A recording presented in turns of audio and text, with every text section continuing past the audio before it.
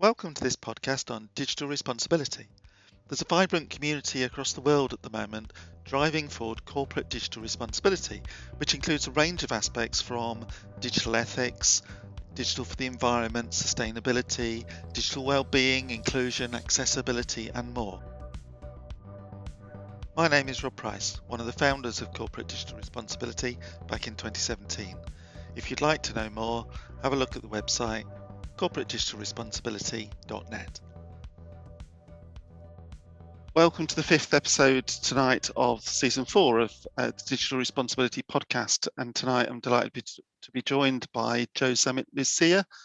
I think tonight we're going to talk about a number of things, but very much embedded in that relationship between business, politics and tech. Perhaps you'd like to start by introducing both yourself and perhaps some of the things that you've been doing recently. Yes, well, thank you, Rob. Thanks for asking me along. I look forward to this conversation. So I've had a very varied background, having trained originally as a doctor, but then moved into business. I've had a background in multinational business. Then I had my own business, which was a management consulting business. And then I sold that business and decided that there were two big things that drove the world. One was business and the other was politics and policy. And I knew a little bit about business, having spent most of my life in that, and then decided to get into the political world to understand that angle.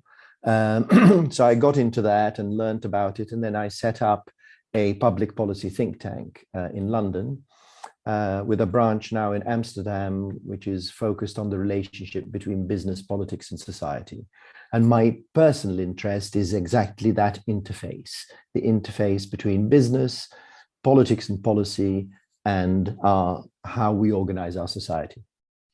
I remember, I think the first time that we ever met was through the MCA's Year of Digital, where recognizing the influence that digital and digital transformation was having both on governments and indeed business at that time, and kind of since we've seen clearly in terms of more societal impact through various things, whether we're talking about Brexit or elections or Arab Spring or otherwise.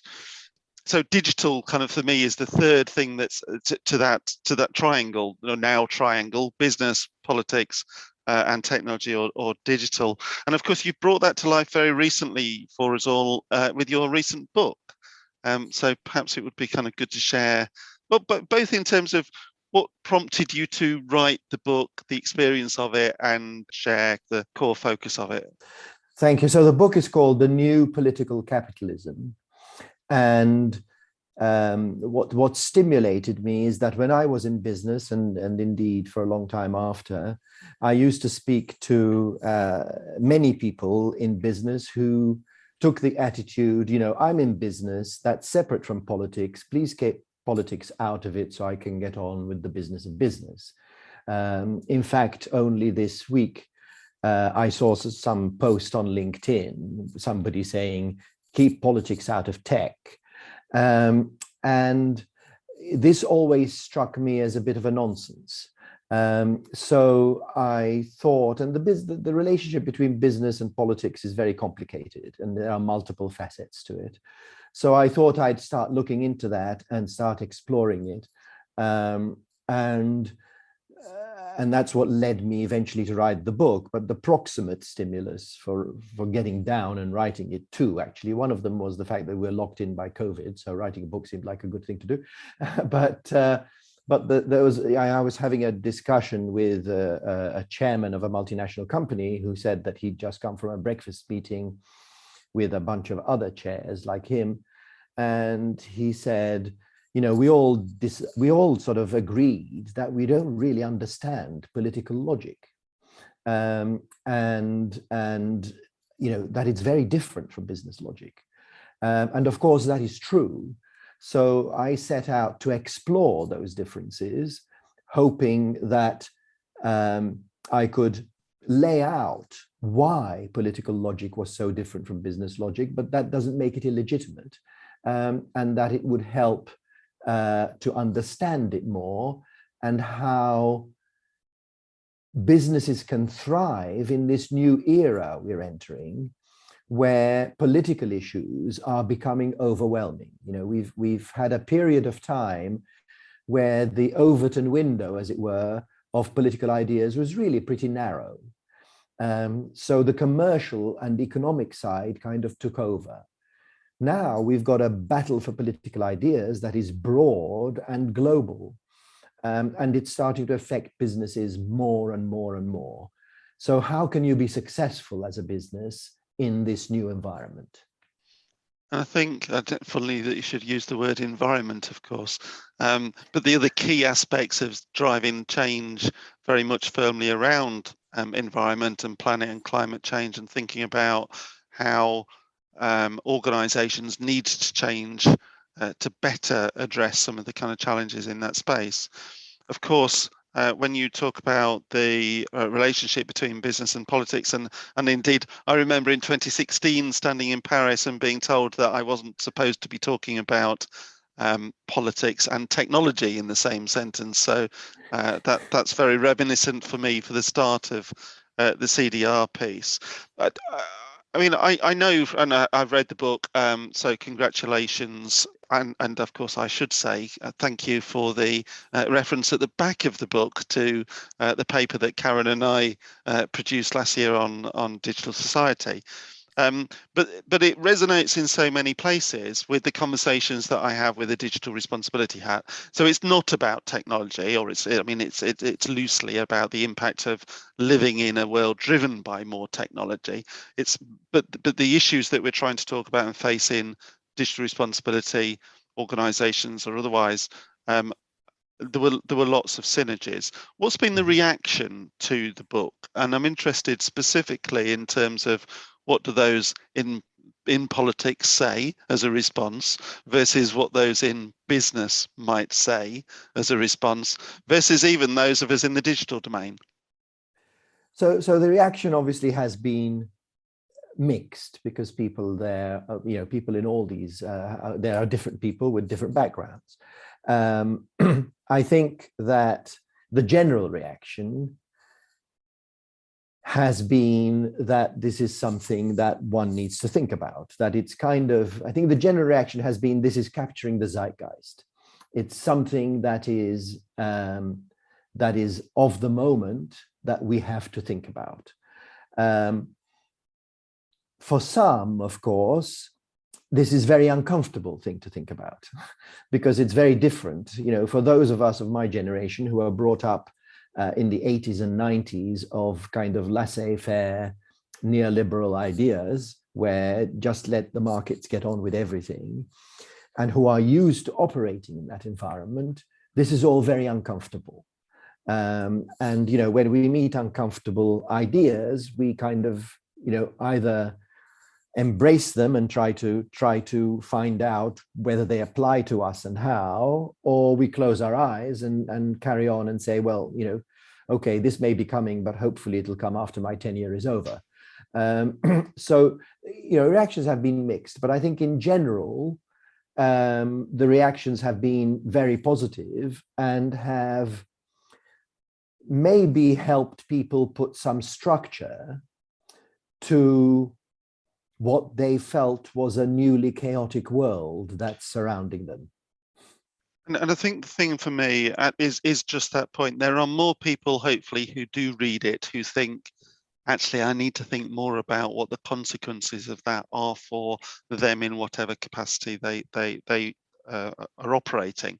And I remember in the early days of CDR and digital responsibility having just that same reaction at a conference. It was, well, that's all very interesting, Rob, but we'll worry about that a little later, kind of when it's important, kind of not now.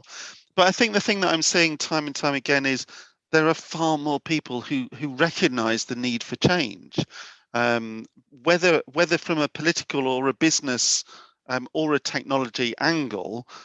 There seems to be more of a coalition, if you like, forming. And whether that's the conversations I've had through David Jensen at the UN in terms of the work they're doing with codes and the Coalition for Digital Environmental Sustainability, or recent guests around Identity Valley in Germany and the work they're doing with digital responsibility goals and the European Commission. the book that I was reading and conversation from last week, Paul Polman and the work that he'd been doing at Unilever, it's more and more people seem to be recognising the need for change. The problem is that it's a new model, and there isn't a book that says this is how the new model must work, how you continue to make money in that model, how you work effectively in government in that model. And I hope that the discomfort, if you like, with reading things like your book is actually it's hard, and therefore it's important to trigger those conversations and to trigger that change to create more positive impacts. I certainly kind of when we spoke, I don't know, a year and a half ago, and you said, well, Rob, that CDR thing's interesting, but what's the public policy angle on CDR, and how do you think about it in those terms? I mean, as I've said, that was I'm a technologist. That's a different language for me to think about. So I guess my next question then would be to say, how do you think big tech would read your book and think about that relationship between business and policy and politics in the context of the things that they do and the things that they are the impact that they are seen to have? So, yeah, that's a very good question. And, we talk about tech and technology, but in fact, what we're talking about here is digital technology, because technology has always been around and technology has always been political. I mean, the people who won wars were the people who had the better technology. It was always so. And we're seeing now with cyber warfare, it's the same. But now we're in a world where digital technology has essentially transformed the world. So I'd like to start by saying how I define politics, because one of the problems is that as soon as you mention the word politics, people kind of squirm and get a degree of aversion because they think it's party politics and they think it's the dirty electoral process or this shady lobbying, and that's all they associate with politics. But my definition of politics, for the purpose of this discussion, is the mechanism by which we decide what kind of society we want to live in. That is what politics is about. Now, in a democracy, we do it a certain way. In an autocracy, somebody says this is how it's going to be. But essentially, politics is the mechanism by which collectively we can decide what sort of society we want to live in. Now, it would take a particularly blind person to believe that technology and digital technology has no impact on the sort of society in which we live. It has a huge impact, from how many people we can employ as they get made redundant because of technology, to AI algorithms that make decisions for us, through to social media that create a totally different socio-cultural atmosphere in which we have discussions.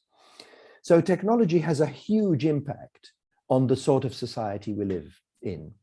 And therefore, it is highly political, because the sort of society we live in is a political question. Now, you say, how should the big tech companies react to this? And, when I talk about Facebook, now Meta, but it was Facebook when I was writing the book, because it takes a long time to publish these things. I made the statement, Facebook is not a technology company anymore. Facebook is a political organization. The way the world looks at Facebook now is for its political impact, for its impact on how our society and our culture is evolving. The technology side of Facebook is neither here nor there. It's basically, code that's doing certain things. It's the enabling process. So the technology is not important. It's basically what makes Facebook and other companies work. But the importance of these companies is not their technology, but the impact of their technology on our society. And that is a purely political question. Which, of course, brings us perfectly back to that point of the mentioning politics and technology, digital technology, as you rightly say, in the same sentence, and the fact that they are, of course, increasingly entwined. It's not that many years ago that we watched Mark Zuckerberg and various US politicians try and speak a common language, if you like, in understanding the relationship between what Facebook was doing as a technology or as a political company and society, as you say. And I think one of the things for me in that was to just recognise that the difficulty in finding a common language, the difficulty in finding common experience. One of the things that I often used to talk about from a advisory consulting perspective with social media was that unless you understood the impact of the social media tools through personal experience, it was quite difficult to actually advise what you should or should not do with those tools. So language, commonality, and experience seem to me quite important.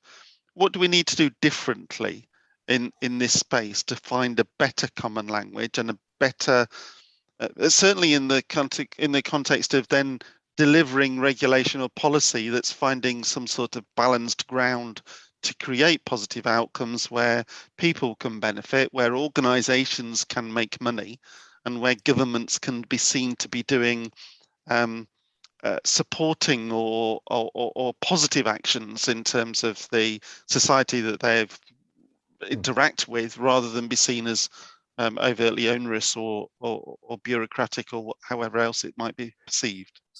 So I think that the onus for change, in order to be able to get to a better place and find more of a common language, that I would say 80 to 90% of the onus on change lies with business.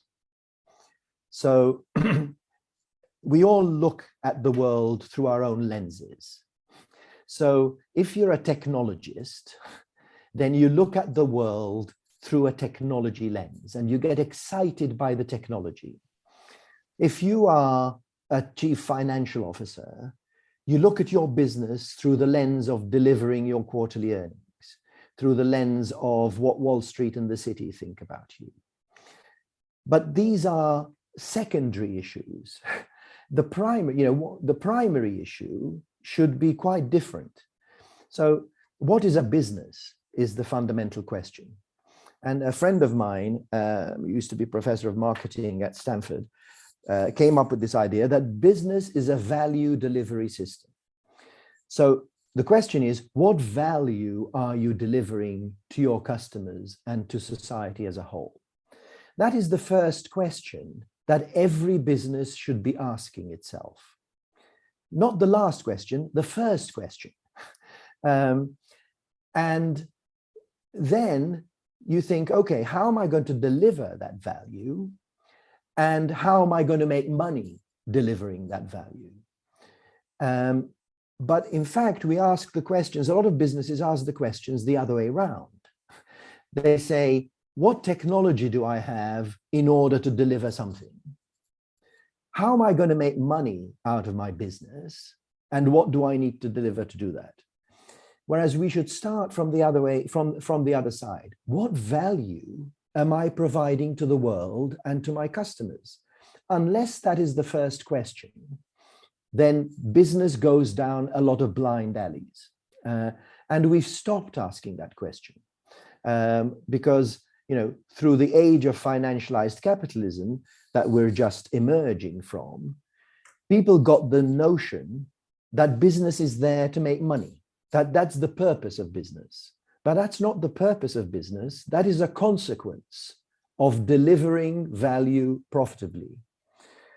So for technology companies and management, senior management technology, they need to stand back from the excitement of the technology, from the focus on stock prices and making their quarterly earnings. They need to step a little bit back from that and think of the bigger picture. What value am I adding to society? What value am I adding to my customers? That should be the very first question. And then, of course, you have to do that profitably, and you might use technology tools in order to do that. But those are tools and consequences. They're not the purpose. And I love the use of purpose, and purpose ties in very well, of course, with the first principle of the CDR manifesto. If we were thinking about an organization making significantly increased use of technology, then a lot of the focus over the last few years has been understandably around AI. You mentioned it earlier, so thinking about how data is used, how decisions are informed and made and automated. And there's been lots of conversations around appropriate and ethical use of AI and responsible AI and non-biased AI, etc. I think one of the things that we've always talked about is that it's not just AI. AI is an example and an important example, but digital ethics and an appropriate use of digital technologies in the round needs to be broader than that. And I think you mentioned earlier that Facebook becoming Meta. Let's abstract it from a particular business and just kind of use the metaverse to illustrate. I mean, for me, that's another example of a use of a technology or a set of digital technologies, in this case, to create a different experience, virtual experiences that more immersive than perhaps kind of people have experienced to date. Of course, some people will see it as normal, some people will be terrified of it, some people will have experienced it, some people will not. But if we think about behaviors or rules, or how do we minimize harm in those environments using those technologies, who's responsible for that? Is that the business that's introducing it? Is it the government or politics or policy that governs the society that contains the citizens that could be using it? Is it all of them? But who does it? So this is a very interesting question, because I'm not a technology person, so my knowledge of the metaverse concept is very thin. I would say almost non-existent. So I'm speak as a layperson here about what I understand by the metaverse. So my understanding, simple summary of the metaverse, is that it's the creation of a virtual world, the creation of, something that is similar to the world we live in, but it's virtual. So that's where I'm going to start as defining it. Now, the first question is why? What is the value to our societies and to customers? And what is the value of the metaverse that people are trying to create? How is the metaverse going to make people's lives better? I haven't seen an answer to that question. I've seen a lot of answers to how we can make money out of the metaverse, but I haven't yet seen, and that's maybe because I'm not in this field, I haven't yet seen how is the metaverse going to make our lives better? In what way? Is this entertainment? What is it? I don't know. But I think that's the first question we have to ask. The second question is, let us assume that the metaverse is a virtual reproduction of a society, of a world. Well, societies are very complicated things. So if we're reproducing our society virtually, it'll have both the advantages and the disadvantages of our society. So it'll have criminals in it. It'll have people who behave inappropriately in it. It'll have all sorts of things in it. So if it is a society, then it needs some kind of law and order function, because, our societies need a law and order function. Now, technology companies haven't a clue, I assume, of how to run a law and order function. They don't run police forces. They don't run the FBI. They don't run anything. So who's going to put in a law and order function into the metaverse? Certainly technology companies don't know how to do it. Governments know how to do that. But governments don't understand the technology. They don't understand what's coming at them. So in my view, this has to be a collaborative effort. We can't have what happened in social media, where the tech ran away and then you have regulators, public policy trying to catch up in an impossibility. I think if that happens with the metaverse, it might well be pretty disastrous. So I think we need a collaborative effort where it is the joint responsibility of technology companies to collaborate with those who know about law and order to create a society in this metaverse that is as safe as we can make it. Now, the problem with that, of course, is that the political system and the government system move slowly and bureaucratically, and companies don't want to wait for that. But it would be irresponsible not to wait for that. So I think there needs to be some kind of deal which says, okay, you guys slow down a little bit. We will come and help you as government, but these discussions have to be conducted in good faith. You know, we'll try and do it as quickly as we can. We'll try and circumvent our endless bureaucracy, but you need to slow down as well. Now, frankly, I don't see this happening because there just isn't that kind of conversation at the moment between technology companies and governments. It's pretty adversarial. But I think unless we move somewhat in that direction, I don't know what's going to happen with something like the metaverse. So I think I am a technologist, and I'm also a lifetime gamer, although I tend to not necessarily always share that, but it's relevant in this conversation. So I remember 20 years ago playing the early massive online games, World of Warcraft, EverQuest, and meeting and interacting with people all over the world. And you took on a persona. And that persona was almost who you wanted to be.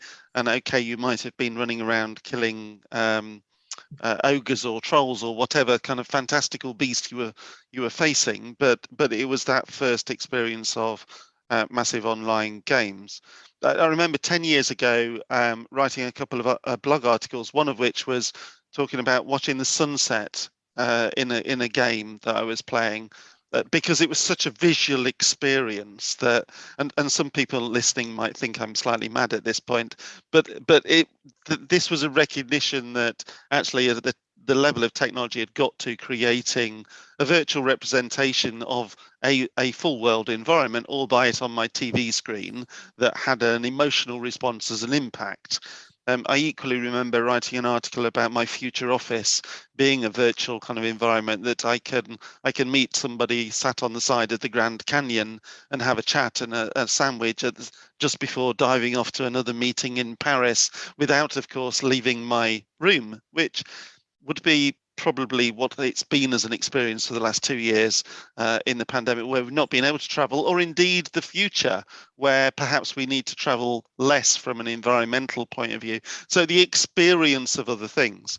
I guess my point is, to some extent, it's an extension. The metaverse is an extension of those things that we have been doing in part, some of us, for the past 20 years, albeit more immersive, because kind of it's a 360 full visualization and immersive experience. I think you make an extremely time is the thing for me. I don't understand how people can accelerate the process by which we can gain movements in the right direction to minimize harms. Because, as you say, there has been a degree of law and order. Moderation has existed within those type of environments to ensure that people don't do things. But of course, there's always some things that do happen.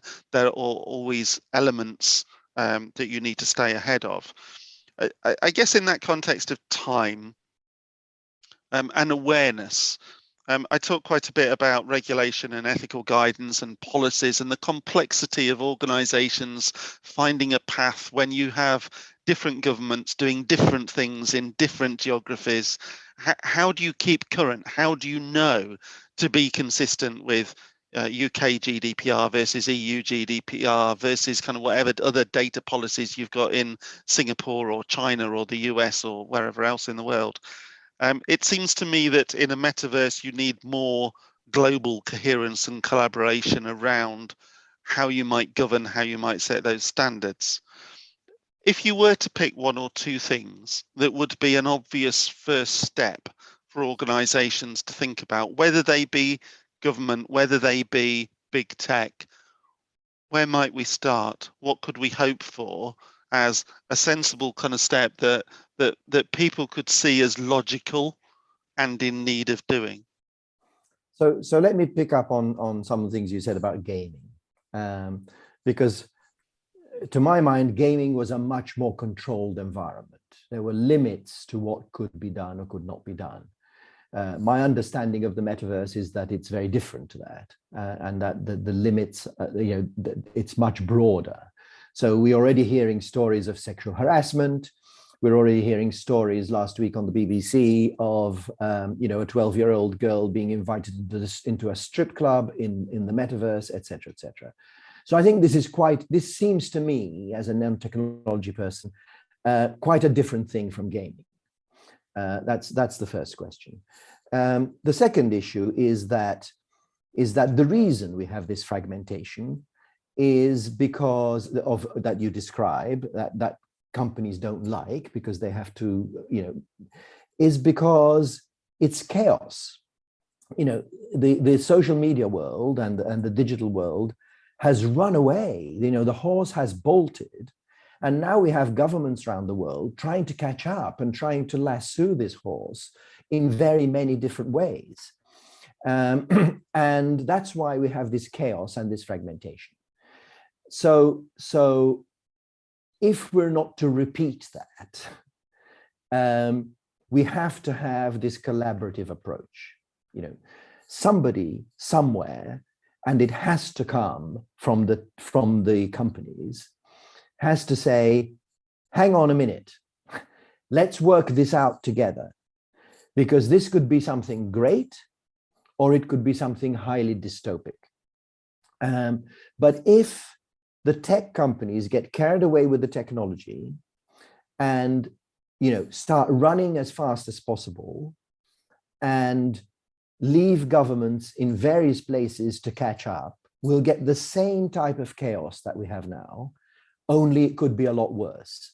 Because from what I hear, moderation capabilities on the metaverse are going to be even more difficult to establish than they are on social media. And Lord knows they're difficult enough on social media and almost impossible. So we can't go down the same route. We can't create the same chaos. But it is in the hands of the technology companies. If they run, hoping nobody will catch them, if they believe that every bit of regulation is there so that they can find a way around it, which is always easy to do, then we're not going to get anywhere. If, on the other hand, they take the view, we have a responsibility here. We can't put technologies in the world that damage more than they do good. We don't have all the expertise. Facebook has been saying for years, it's not up to us to decide what's right and wrong. Governments have to regulate. But the thing has gone too far for governments to regulate effectively. So we can't let the same thing happen. This has to be a collaborative approach. It's got to slow down. And we have to establish some framework whereby we have a good faith conversation between all the parties involved. The reality is that that's never been done before. So, unfortunately, the likelihood of it happening seems relatively small. But we do have companies like Microsoft in this space. We do have companies like Meta in this space. They're big enough and should be responsible enough that they can take control of this and guide it forward. Because the little companies are not going to make enough difference if the big companies do it a different way. So I think it's up to them. It's up to the CEOs and their public affairs people in the Microsofts, the Metas, the Googles of this world to step forward and say, we're not going to have the same problems that we had with social media. This time we're going to approach it in a fundamentally different way, because we understand that there are lots of pitfalls here. But I wait for it to happen. And I think for me, my hope is that because more and more people are talking about digital responsibility, and I don't care kind of whether it's tech for good, which is clearly kind of some of the great work that Microsoft have kind of been in the midst of, or corporate digital responsibility, or the digital responsibility goals, or the UN work around codes. Each of them at their heart is trying to focus on what are the things that we each need to do to create more positive outcomes and less harm. And if we can get more people thinking about that in the context of their organizations and their policies, then that seems to be the best hope of finding that collaborative space in the future. Yes, I think so. We'll have to see. We'll have to see. Governments can't do this on their own. Tech companies can't do this on their own. It has to be collaborative, and it has to start now. Joe, thank you. It's been a pleasure as always to talk. I'm sure everyone will be rushing out to buy the book, which covers some of the things that we've talked on about here. And maybe there's an idea for the follow-up book plugging into some of these broader issues we've touched on around digital and tech. But thank you very much. Thank you very much. It's been a pleasure. Thanks, Rob.